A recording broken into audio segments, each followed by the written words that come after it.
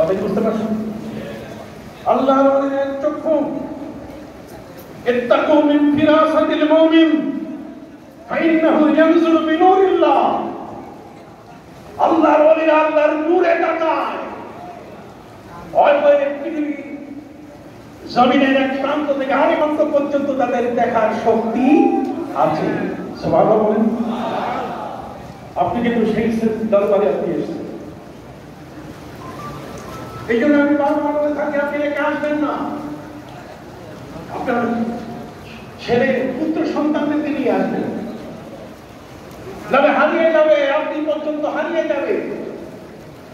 সারসিনা দরবারকে ধরে রাখতে হবে, নাহলে আমল শেষ হয়ে যাবে, আখলাক শেষ হয়ে যাবে, আদব শেষ হয়ে যাবে, আকীদা শেষ হয়ে যাবে। সম্মানিত সুধী, আকীদার ক্ষেত্রে যে বিষয়টি সারসিনা কেন আপোষ করে না? আজকাল কেউ কেউ আপোষ করতে চায় যে আকীদা এগুলো পরে হবে, অন্য কি তর্ক বিতর্ক পরে হবে, আগে একটা টার্গেটে আগাই। না না না, আকীদাকে বাদ দিয়ে আগানো যাবে না। কেন যাবে না? তার উদাহরণ সবচেয়ে বড়। সম্মানিত সুধী,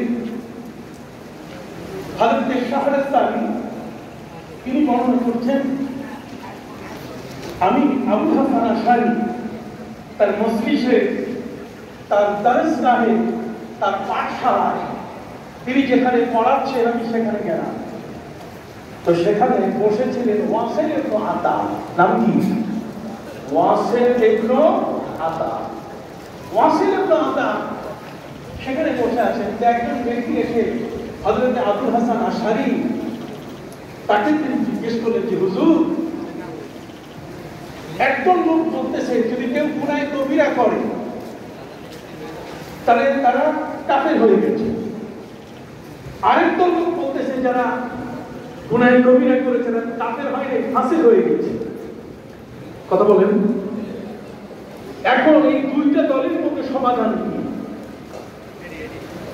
উনি সমাধান দিলেন যে এখানে যে লোকটা গুনাহ কবিরা করেছে যদি তওবা না করে সে লোকটা যদি মারা যায়, তওবা না করে মৃত্যুবরণ করলে এই ব্যক্তি ফাসিক হয়ে মারা গেল, মুসলমানের কবরস্থানে তাকে দাফন করতে হবে।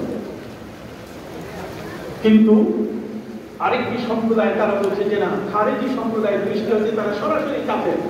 গুনাহ কবিরা করার পরে যদি তওবা না করে মারা যায় তাহলে সে কাফের। সে কাফের না ফাসিক, এই কথাবার্তা চলছিল। ঠিক ওই মুহূর্তে ওয়াসিল ইবনে আতা উনি বলছেন হুজুর এটার সমাধান আমি দেব। আবুল হাসান আশআরী বলেন দেখো আমি তো ওস্তাদ, তুমি আমার শাগির্দ, সমাধানটা আমি দেব, তুমি কি দিবে? ওয়াসিল ইবনে আতা এত বড় বেয়াদব, মজলিসে উঠে বলা শুরু করলেন যে মানজিলাতুন বাইনা মানজিলাতাইন। তার অর্থ হলো যে লোকটা গুনাহ কবিরা করে তওবা না করে মারা গেছে, সে কাফেরও না, সে মুসলমানও না, ঈমানদারও না, মুসলমানও না, বরং মাঝামাঝি। হযরত হাসান বসরি বললেন কেন মাঝামাঝি হবে? সে তার তো ঈমান আছে। তার কি আছে? ঈমান আছে। ঈমানদার ব্যক্তি ঈমান রেখে সে গুনাহ কবিরা করলে ঈমান যাবে না।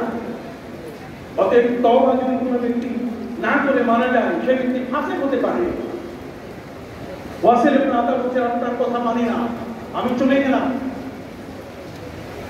আকীদার ক্ষেত্রে একজন ব্যক্তি গুনাহ কবিরা করার পরে সে তওবা না করে যদি মারা যায় সে কাফের না কাফের না, এই বিষয়ে যখন ওয়াসিল ইবনে আতা নামে লোকটা বলল যে সে মাঝখানে কাফের নয়, মুসলমান নয়, ঈমানদার নয়, হযরত হাসান বসরি বলেন তোমার সাথে যেহেতু আকীদার পার্থক্য হলো, অতএব ইতাসিল আন্না, তুমি বের হয়ে যাও, তুমি সরে যাও, আমার চোখের সামনে থাকবে না, তোমার সাথে কোনো আপোষ নাই।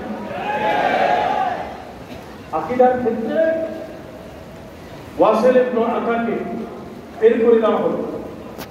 ওয়াসিল ইবনে আতা এই আকীদা পেয়েছে না, আকীদা পেয়েছে এই লোকটির ওস্তাদ ছিল নাজ্জাম নামে একজন ব্যক্তি। আজব ব্যাপার, সেই সময়কালে ইহুদি গ্রন্থগুলো, খ্রিস্টানের বইগুলো, হিন্দুদের বইগুলো যখন অনুবাদ হচ্ছিল আরবিতে, এটাতে সে প্রভাবিত হয়েছে। সে একজন নিজকে দার্শনিক হিসাবে দাবি করে সে বলা শুরু করলো যে সাধারণত এখানে একটা জিনিস আছে, ইহুদিদের দৃষ্টিভঙ্গি হলো, ইহুদিরা তারা বললো যে কোরআন এটা নশ্বর, এটা অবিনশ্বর নয়, কোরআন ধ্বংস হয়ে যাবে, কোরআন থাকবে না।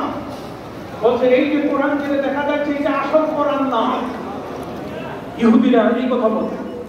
ওয়াসিল ইবনে আতা তারও দৃষ্টিভঙ্গিটা যে কোরআন এটা আসল না, এই কোরআন ধ্বংস হয়ে যাবে। আল্লাহ থাকবে ঠিক, কিন্তু কোরআন কি ধ্বংস হয়ে যাবে, কোরআন থাকবে না।